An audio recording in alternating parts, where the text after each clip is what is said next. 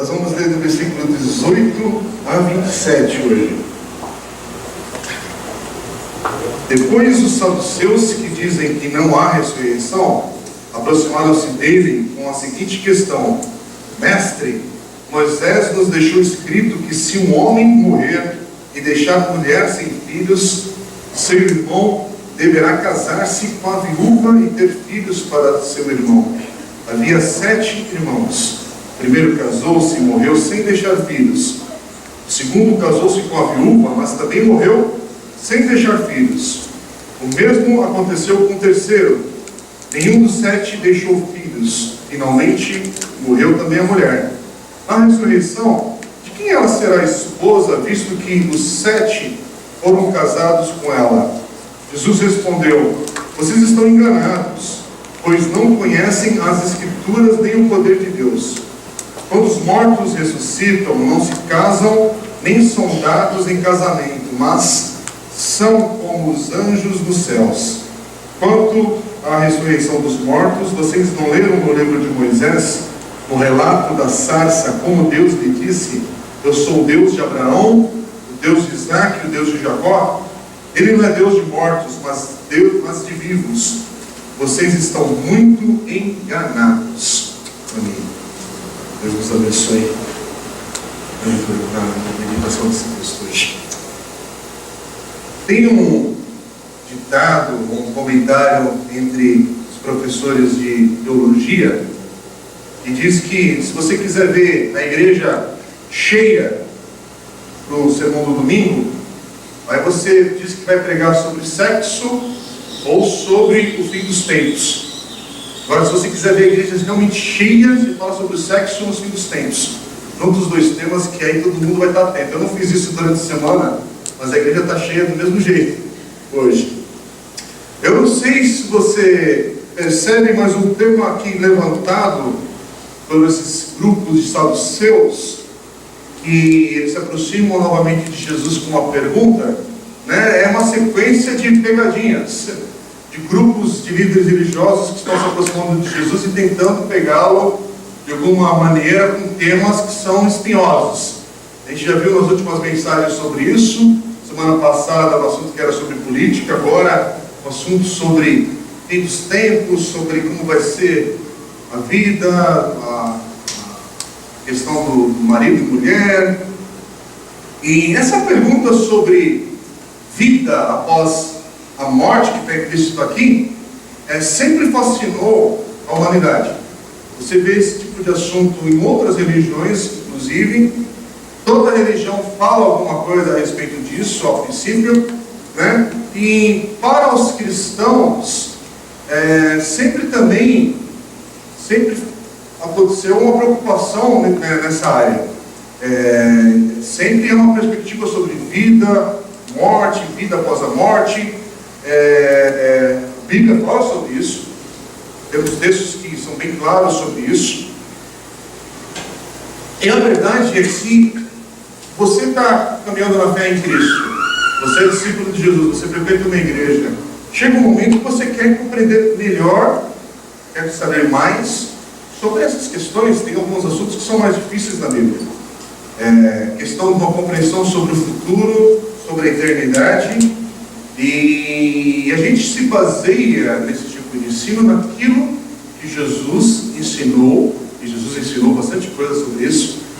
Aí você vai para os outros evangelhos também, não apenas para o evangelho de Marcos. Paulo vai falar também, o Apocalipse, vai ter outros relatos, outros textos do Novo Testamento. Mas a gente precisa, ter tempo, parar para pensar nesses assuntos que são um pouquinho mais difíceis. Mas a gente precisa, quando a gente estuda, se aproxima desse tipo de assunto, de um texto como o de hoje, a gente precisa partir do princípio de admitir que há mistério sobre muitos detalhes de assuntos na Bíblia. Tem muitos assuntos que a Bíblia fala, mas ela não é plena, totalmente, aborda exaustivamente tal e tal assunto. A Bíblia fala, por exemplo, bastante coisa sobre essa questão da vida após a morte, mas ela fala bastante coisa, mas não tudo. Ela fala o suficiente para a gente ter algum terreno para pisar e saber por onde estamos caminhando. E agora, para quem está acompanhando a sequência dos textos do Evangelho de Marcos, ou mesmo que você tenha chegado hoje aqui, primeira vez estudando esse texto, aqui é o momento que esses saduceus, esse grupo de saduceus chegam com uma pergunta para Jesus, como eu disse, uma pegadinha. Esse grupo, os saduceus, é um grupo de aristocratas ricos em Israel. Eles têm uma importância ali sim, política e no templo, influência no templo. Eles dominavam o Sinédrio. Isso está em Atos capítulo 5, versículo 17, quando esse grupo é citado ali. É um grupo que eles consideravam como escrituras para eles, como referência para eles de palavra de Deus, o Pentateuco, os livros de Moisés. Eles levavam esses livros a todo rigor, como autoridade sobre eles. Eles tinham uma forte doutrina sobre o livre-arbítrio, não acreditavam em anjos e demônios. Isso também está no livro de Atos dos Apóstolos, capítulo 23, versículo 8. E eles não acreditavam na imortalidade da alma ou na ressurreição do corpo. Eles não aguardavam também o Messias da linhagem de Davi. E aí, com a destruição de Jerusalém, por volta do ano 70, a influência política desse grupo acaba e praticamente esse grupo desaparece na sequência da história ali de Israel. Agora, a pergunta que esse grupo está fazendo para Jesus aqui, nesse texto, nesse momento, é ligado a um texto de Gênesis, capítulo 38, versículos de 8 a 10, e também com o contexto do livro de Ruth. Essa pergunta que eles estão fazendo é algo que é explicado no livro de Deuteronômio, capítulo 25, versículos 5 e 6, que diz assim o texto. Deuteronômio 25, 5 e 6. Se dois irmãos morarem juntos e um deles morrer sem deixar filhos, a sua viúva não se casará com alguém de fora da família. O irmão do marido se casará com ela e cumprirá com ela o dever de cunhado. O primeiro filho que ela tiver levará o nome do irmão falecido, para que o seu nome não seja apagado de Israel. Quer dizer, Deus tinha estabelecido uma maneira para que toda a família, onde o marido tivesse morrido sem herdeiro, conseguisse de alguma maneira manter o seu nome e os seus direitos de propriedade. E aí, parece os saduceus aqui, eles criam uma história para complicar essa lógica e tentarem pegar Jesus de alguma forma com a sua resposta. Os fariseus e a maioria dos rabinos, os líderes religiosos em Israel, eles acreditavam que o mundo vindouro, o mundo que estava por vir, ele seria uma versão melhorada deste mundo de agora. E por isso eles acreditavam que, inclusive, a questão do casamento faria parte desse novo mundo. E aí eles assumem a questão da monogamia, e é por isso que a pergunta aqui sobre de quem essa mulher seria esposa desse mundo que está por vir é preocupante para eles. Eles querem pegar Jesus aqui de alguma maneira. Quer dizer, para os saduceus, o que eles querem de fato, eles querem argumentar aqui mostrando o absurdo dessa possibilidade, dessa cena, que seria estúpido crer numa ressurreição, numa outra vida. E aí eles afirmam, eles pensam que, justamente porque os livros de Moisés não mencionam a respeito disso, então para eles isso é uma questão que também não deveria existir. Mas a gente lembra que, já no Evangelho de Marcos, Jesus já falou 3 vezes sobre a sua ressurreição, até esse momento. Falou no capítulo 8, versículo 31, falou depois no capítulo 9, no versículo 31, e já falou uma terceira vez, no capítulo 10, no versículo 34. Mas de novo aqui os saduceus pensam que vão conseguir encurralar Jesus com essa pergunta, com essa situação. E aí é uma chamada para todos nós.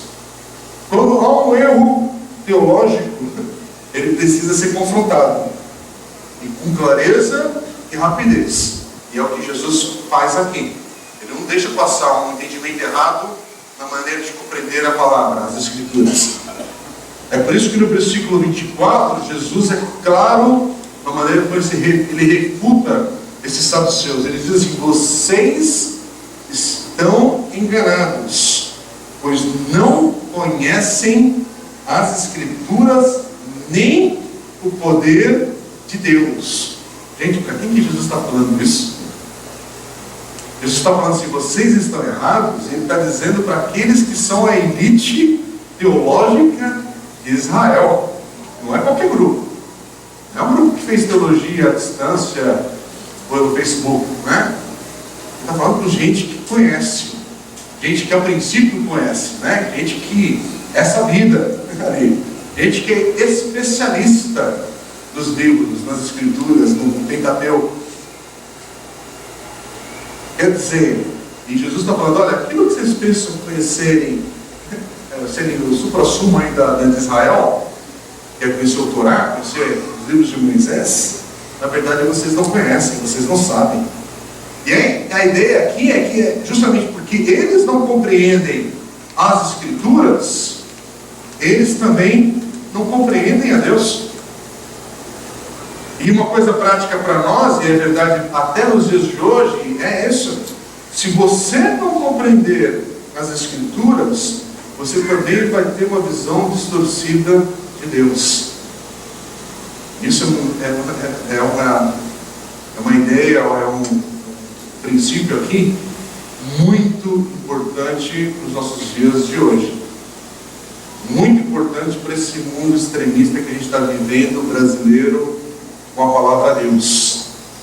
Se você não compreende as Escrituras, aquilo que eu estou falando compreender no sentido de que você é um expert, um PhD, conhecimento bíblico.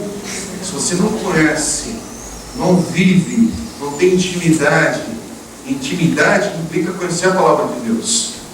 Desculpa, você é tão íntimo de Deus, mas que não conhece a Bíblia, existe uma distância nisso.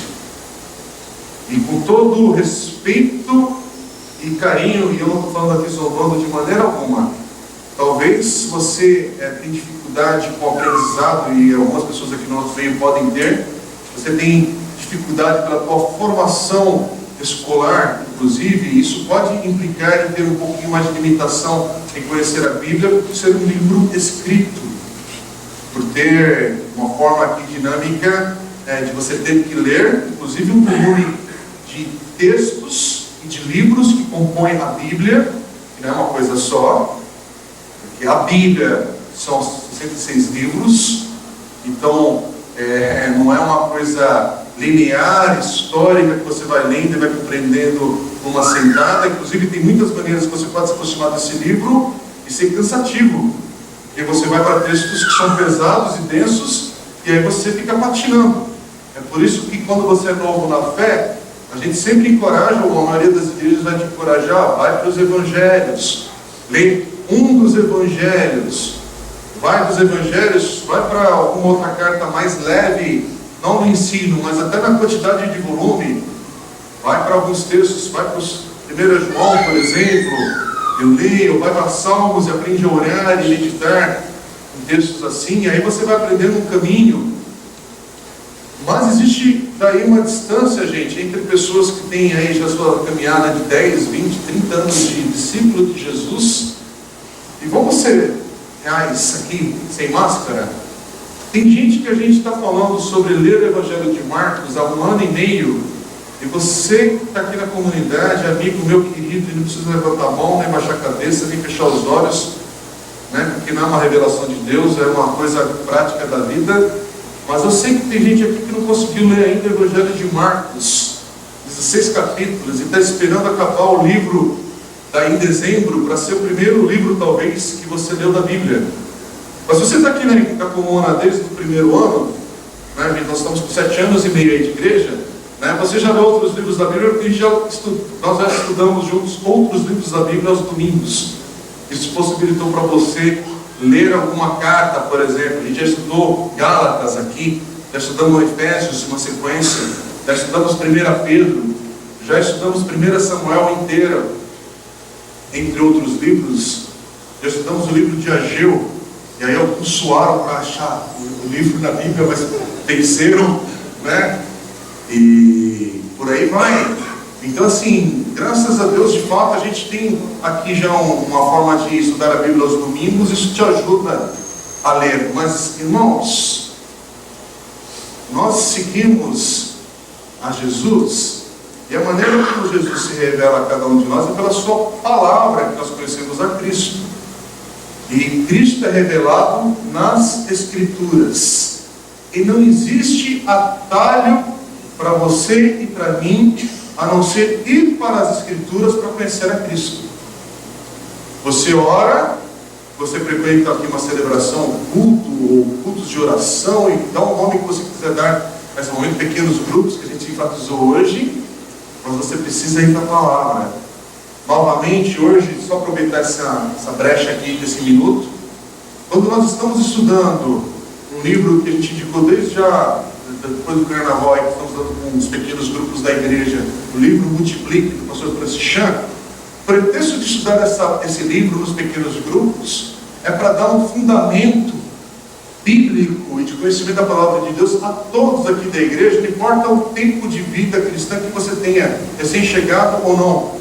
Inclusive, esse segundo semestre, nós estamos estudando Velho Testamento e Novo Testamento com os temas principais. Não são todos os livros, mas ele vai percorrendo, e nós vamos terminar até esse ciclo, até o final do ano, com os pequenos grupos. Estamos firmes aí para isso, para dar esse fundamento. E aí a gente sabe e reconhece, já conversei com o Beto algumas vezes disso aqui, e outros irmãos aqui da igreja também, porque há uma dificuldade para as pessoas fazerem a leitura do livro e do capítulo que é recomendado. E gente, a gente faz isso de uma maneira que é para permitir que cada um desenvolva um ritmo de leitura, porque você não está lendo o livro inteiro numa sentada só, são 24 estudos. Se você não conseguir ler esse um capítulo, você precisa de ajuda. Você precisa de ajuda, porque para conhecer a Deus, você tem que sentar com outro e se esforçar um pouco. Se esforçar numa leitura, numa dinâmica de gastar alguns minutos. E basta você ver o tempo que você fica no Facebook por semana para entender que é uma questão de você reorientar o seu jeito e a dinâmica de vida que todo mundo aqui consegue vencer. Isso mesmo que você não goste de leitura, mas se você não gostar de leitura, desculpe, mas você vai estar numa contramão aí, porque nós seguimos a Jesus e ele se mostra por um livro chamado Bíblia. E você tem que vencer essa barreira sim, essa luta aí. Como? Criando hábitos. Hábitos que vão te ajudar a te edificar, a te abençoar. E aqui eu vou adiantar já uma coisa para a igreja. No ano que vem nós vamos fazer um esforço com toda a igreja para a gente acompanhar um livro devocional que é da Convenção Batista Brasileira. E a gente vai tentar colocar na mão de todo mundo já no início do ano, para isso nos ajudar a todo mundo a criar o hábito de um devocional básico, de uma leitura saudável, de uma página, e essa página levar você à escritura da palavra de Deus, e a gente vai promovendo essas tentativas de encorajamento, de esforço. E aí uma chamadinha para todo mundo. Eu queria muito que você vencesse esse desafio de você ler o Evangelho de Marcos mais de uma vez, enquanto nós estamos estudando esses textos. Você vai ver a transformação que é na tua vida pela leitura, pela palavra, pelos textos que vem à tua mente, vem ao teu coração. E aí num dia de angústia, de luta, o texto bíblico vem, ele é a resposta de Deus para algumas questões. Mas porque às vezes está desesperado, está aflito, e aí é um oco, porque não tem texto nada para se firmar, e você tem um alicerce de palavra de Deus no teu coração para falar assim, não, mas esse pensamento é contra aquela palavra que é do Senhor na minha vida. E gente, é assim que a gente vai vencendo, porque toda luta é na mente. A luta Nossa vida começa aqui. Quando nós temos a palavra de Deus, ela é a resposta de Deus para o nosso agora. É o que está acontecendo aqui. Isso tudo faz sentido com o texto que a gente está lendo, porque aqui é um momento que os discípulos poderiam ficar perdidos aqui. Aliás, deveriam estar. Mas Jesus estava ali presente. E Jesus está ali, sabendo colocar a palavra de Deus nessa questão. Porque aqui é um momento que a palavra de Deus era usada de uma maneira errada. Aliás, coincidência do que nós estamos vivendo nos dias atuais no Brasil. A palavra de Deus sendo usada no contexto e na arena errada, com o tom errado, com a força errada. É impressionante. Isso sendo multiplicado. E mal que está fazendo o uso da palavra de Deus da maneira errada. Aqui também. E é por isso que a gente vê, fica com a sua Bíblia aberta, Jesus começa corrigindo essas pessoas a partir do versículo 25. E aí ele vai explicar.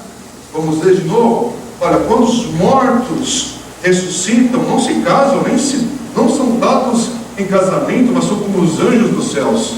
Quanto à ressurreição dos mortos, vocês não leram no livro de Moisés, no relato da sarça, como Deus lhe disse: eu sou o Deus de Abraão, o Deus de Isaac, o Deus de Jacó. Ele não é Deus de mortos, mas de vivos. Vocês estão muito enganados. Quer dizer, Jesus está dizendo aqui, explicando que, olha, o mundo da ressurreição é diferente do mundo que vivemos agora. Vai ter continuidade, isso é certo. Eu serei eu mesmo, nesse mundo que está por vir. Eu não serei um outro André, eu serei o André. Você será o Marcão. Vai ser diferente, né, Marcão? Pela glória de Deus, não é algumas mudanças aí. Eu também estou nessa, né? Mas eu seria o André, você será você. Mas nós viveremos a eternidade, é uma nova realidade. É uma nova realidade, é um novo momento. Apocalipse 21:1 chama essa nova realidade de um novo céu e uma nova terra. E por quê? Porque o próprio texto de Apocalipse 21:1 responde, dizendo que o primeiro céu e a primeira terra tinham passado. Essa é uma realidade que a Bíblia já fala que será assim. E aí Jesus vai tratar dessas questões levantadas pelos saduceus nessa sequência. Ele está afirmando ali, ó, tem uma ressurreição. Está afirmando, haverá uma ressurreição. Depois ele já coloca, olha, não haverá casamento como nós conhecemos nessa vida. Não vai ser assim. De 3, seremos parecidos, semelhantes com os anjos dos céus. E talvez aqui no sentido de que não mais teremos filhos e não será necessário um casamento como ele é celebrado aqui na terra. Pelo menos não para esse propósito. E aí tem muita coisa que não fala. Tem muita coisa que não a gente vai sair inventando aqui. E aí a gente precisa entender, hoje um texto é um texto que nos provoca a pensar sobre essa realidade da ressurreição. Quer dizer, nós existiremos nesse novo céu e nova terra, com nossos corpos, que a Bíblia fala, glorificados, mas mantendo a nossa identidade, sabia? Nossa identidade que é única. É impressionante isso, é algo fantástico você pensar nisso. E aí, interessante que Jesus vai derrotar esses saduceus no seu próprio território de conhecimento, que são os livros de Moisés. Jesus vai trazer aqui e vai mostrar, né? Aliás, a doutrina da ressurreição, ela aparece em outros textos do Velho Testamento, como em Jó, capítulo 19, Salmo, capítulo 16 e Daniel, capítulo 12. Mas aqui Jesus vai citar qual a história? Da sarça ardente. Êxodo, capítulo 3, versículo 6, onde Deus fala para Moisés, e ele fala no tempo presente, eu sou o Deus de seu pai, Deus de Abraão, o Deus de Isaac, Deus de Jacó. Quer dizer, apesar desses homens terem morrido fisicamente falando, eles estão espiritualmente vivos. Aqui é a questão da seriedade da aliança de Deus. com cada um de nós, com Israel, com esses homens aqui que a narrativa bíblica nos apresenta lá atrás. É a seriedade dessa questão de Deus não ser um Deus de mortos, mas um Deus de vivos. E aí, aqui fica já claro, Jesus está falando desses saduceus aqui estão errados, e é por isso que Jesus vai silenciar esse grupo mais uma vez, com a sua postura, com a sua resposta ali. Irmãos, de novo, a Bíblia, ela não fala tudo o que gostaríamos de saber como será esse futuro, mas ela nos diz o suficiente, principalmente para nos fazer desejar esse glorioso reino, esse glorioso momento. E de novo, ainda a gente entender e compreender algo que eu enfatizei semana passada e preciso enfatizar hoje de novo. Nós somos peregrinos nessa terra. Nós somos peregrinos, somos estrangeiros neste mundo. E essa ideia, essa maneira de viver, ela tem que ser presente naquele que é discípulo de Jesus. De novo, você vive esse presente da melhor maneira possível, mas ansiando por esse reino, essa nova terra, esse novo céu que está por vir. Agora, eu vou citar agora, irmãos, depois se alguém desejar, eu até coloco no Facebook da igreja de alguma maneira. É impossível ler todos os textos que a Bíblia fala sobre como será o céu, ou como serão nossos corpos no céu, que a Bíblia fala disso também. Mas hoje, para terminar essa mensagem, eu preciso, aproveitando que Jesus está falando que a ressurreição é uma realidade para todos nós, te falar ou apontar o que a Bíblia diz sobre como será o céu. Porque parece que hoje também os homens estão pregando só sobre coisas terrenas, em coisas da agora, e é a tua cura, é a tua bênção, e o teu não sei o quê, é tudo para o imediato, né? E não é bem assim. A Bíblia nos apresenta, na verdade, esse olhar. A gente precisa estar sempre trazendo ao nosso coração, principalmente quando você está vivendo dias de lutas, dia de aflição, e você lembrar, isso aqui é momentâneo, essa dor que eu estou sentindo, dor que é física ou dor que é de alma, mas é momentâneo, é por um breve momento do meu tempo, em perspectiva à eternidade. E irmãos, isso aqui é para trazer também alívio para aqueles que têm hoje no coração o dor de um luto. Você que perdeu alguém muito querido, isso dói teu coração, porque a realidade da morte, quando a gente testemunha no nosso ambiente, isso nos deixa às vezes angustiados, perdidos. E aqui na nossa igreja é interessante, a gente já celebrou nascimento e já celebramos morte. Já celebramos casamento e separação, que não, a gente não celebra, a gente só testemunha e nos choca e nos provoca dor. A gente já testemunhou gente sendo curada e dando testemunho, e gente encarando uma situação de uma condição de enfermidade que parece que não vai embora. E é assim, mas a gente tem que colocar agora a nossa vida e nosso olhar em perspectiva com a eternidade.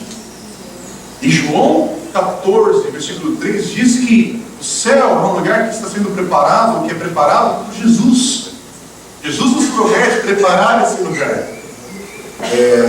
Hoje não é um estudo de escatologia, tá? Então algumas frases minhas para entender com a compreensão disso, enfim, dá muita margem para outros temas para a gente estudar, mas hoje o objetivo aqui é só para apontar para a realidade do céu. O céu, João capítulo 3, versículo 3, também diz que é apenas para aqueles que nasceram de novo. Apocalipse capítulo 21, versículos 11 e 18, aliás, capítulo 21 de Apocalipse, é um texto que você precisa meditar nele de tempo em tempo, e ele diz que o céu é descrito como uma cidade gloriosa. Novamente, esse texto de Apocalipse capítulo 21, e o capítulo 22 também, versículo 5, diz que o céu será iluminado pela glória de Deus. Imagine quem é esse Deus, como Ele é. Sua glória iluminará todo o céu. Apocalipse 21, 25 diz que suas portas jamais se fecharão. Jamais se fechará. Apocalipse 22:1 diz que haverá a água da vida para a vida eterna. Esse mesmo lugar também no Apocalipse capítulo 2, versículo 7, no capítulo 22, versículo 19, diz que haverá também a árvore da vida para a vida abundante. E aí, se você associar isso com Gênesis, você está entendendo onde é que foi parar aquela árvore. Ela nos aguarda. É interessante essa questão de você entender algumas dinâmicas conhecendo as Escrituras. Apocalipse capítulo 4, versículo 2 e capítulo 22 também afirma que tem o trono de Deus no seu centro. Deus está no centro de tudo. De novo, é bom para você que pensa que, olha, eu gosto de dar a paz do pastor Ziel, que é um amigão querido, diretor do Servo de Cristo. Ele fala assim: olha, o túmulo está vazio, agora o trono não. O trono está preenchido. Jesus está sentado ali. Deus é Senhor absoluto. Apocalipse 21, 27 diz que o céu é um lugar de santidade. Salmo 52 diz que é um lugar lindo. Efésios 1:10 diz que é um lugar de unidade. 1 Coríntios 13:10 diz que é um lugar de perfeição. O Salmo 16:11 diz que o céu é um lugar de alegria. João 3:15 e o Salmo 23:6 diz que é um lugar para toda a eternidade.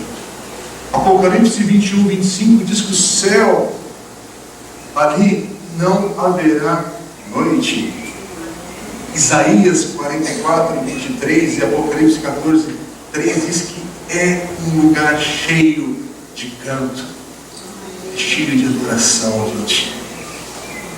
Apocalipse 7, 15 e 22, 3 diz que é um lugar maravilhoso para servirmos. A gente vai estar servindo um ao outro, servindo ao Senhor, contemplando o Senhor.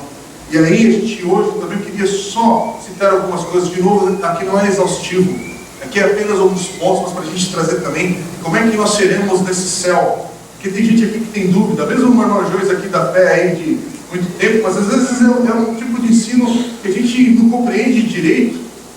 Mas 1 Coríntios 13, 12 fala que nós seremos reconhecidos. Nós seremos reconhecidos por quem nós éramos aqui.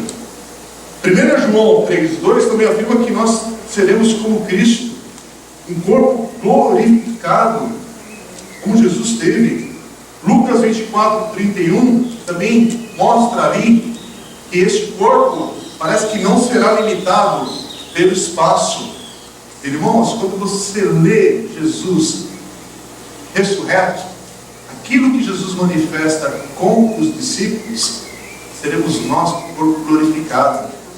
É difícil de compreender algumas coisas, mas aquela questão, inclusive quando Jesus não é reconhecido pelos discípulos do caminho de Emaús, é interessante porque é você, mas é uma mudança tão para melhor que é você melhorado. E esse melhorado você fala: uau, não podia ser ele.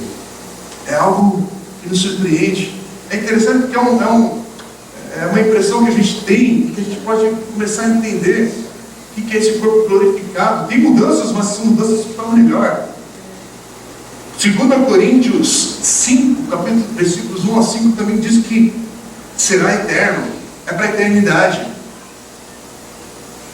Romanos 8, 18 diz que será glorioso o nosso corpo. Apocalipse 21, 4 diz que não haverá dor. Não haverá mais dor. Irmãos, permita-me abrir aqui um parênteses aqui para as pessoas que são de Deus, são queridas, e quando você não compreende algumas coisas que Deus parece não estar fazendo, novamente, principalmente quando você ora com gente enferma nos leitos de hospitais, na gravidade ali, enfrentando a morte de fato, é interessante como parece que a igreja nos dias de hoje, ela não prepara o cristão, o discípulo de Jesus, o crente, para falar: se eu estou aqui, joia, mas se eu morrer, é lucro. Se eu morrer, eu estou com o Senhor. Se eu morrer, é o Senhor que vai me segurar pela mão do outro lado. Como é esse negócio? Não, eu não sei, nunca passei por isso. Eu não sei lá como é que é esse negócio, mas quando eu olho para a palavra de Deus, eu tenho esperança. É por isso que se você perdeu alguém que você ama, você já passou pelo luto, mas tenha certeza que o Senhor estava recebendo essa pessoa que é amada dele. Não é num vácuo que a pessoa caiu agora e não sabe de nada. É por isso que quando nós temos Cristo na nossa vida, mesmo a morte, a gente enfrenta com doçura, com esperança. E como é que vem essa paz? Não, é o Espírito Santo de Deus que vem. Há choro, há luto. Ah, sim, isso daí é outra coisa. A gente está nessa terra aqui, a gente está do lado de cá. Então a gente ainda lida com isso com um pouco de bagunça. Mas os nossos queridos que vão na nossa frente estão com o Senhor. Estão com o Senhor. 1 Coríntios 15, 26, inclusive, diz que não haverá mais morte. Apocalipse 7, 16 diz que nós não sentiremos mais fome ou sede. Interessante isso. Mas vai ter refeição. Então é outra dinâmica. Não é para matar a fome. Não é para matar a sede. É outra coisa. É para uma outra coisa que a gente não sabe bem o que é. É assim que é uma coisa de alegria, de festa. Comida vai ter um outro significado. Ou melhor, vai ter um significado aumentado, na verdade. Porque não é só para matar a fome. Pela beleza, pela satisfação. É uma outra coisa, porque diz que vai ter um grande banquete nos aguardando no céu. Gente, a gente gosta de picanha aqui, imagina o que é o céu. Né? É por aí. E o Apocalipse 21, 27 afirma que nós não iremos mais pecar, gente. Não haverá mais essa luta. Então, a questão aqui, irmãos, desse texto, eu quero terminar assim. A questão aqui não é sobre sexo no céu, sobre sexualidade, sobre identidade de gênero, sobre se vai ter casamento ou não. A pergunta que deveria estar sendo feita é o seguinte: você vai estar no céu? Essa é a pergunta. A questão aqui não é homem e mulher, não é um casamento. Ela vai ser uma esposa de quem? A questão, meu amigo, é o seguinte: você vai estar no céu? É outra coisa que é para você perguntar. E a nossa certeza é se você está em Cristo. Sim. Eu queria te convidar para ficar em pé nessa hora. Porque essa hora, ao contrário do livro, não é para ninguém ficar deixado para trás. A questão aqui é: coloca a sua fé no Senhor Jesus, porque Ele fala em João 14,6: eu sou o caminho, a verdade e a vida. Ninguém vem ao Pai a não ser por mim. Gente,